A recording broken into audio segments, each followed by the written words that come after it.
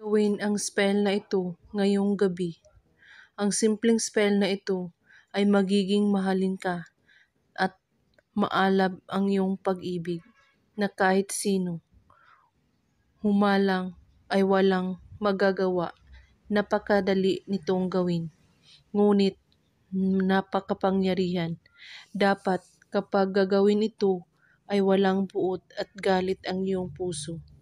Gawin mo ito ngayong gabi at kailangan buo ang inyong tiwala at walang ibang iniisip at pagdududa. Kunin mo ang inyong papel at panulat. Isulat mo kung gaano mo siya kamahal.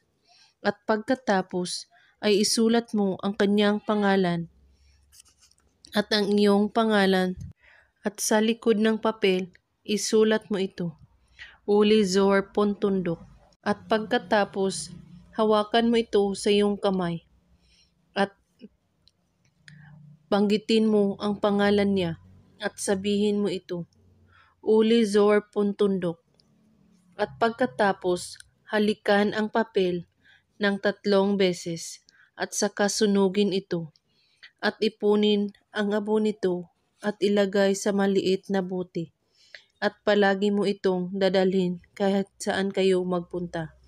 Gawin ito na may taus-pusong paniniwala at walang ibang iniisip at pagdududa. At kung may katanungan po kayo ay magko-comment lang po sa baba. Maraming salamat sa panonood. May God bless us all.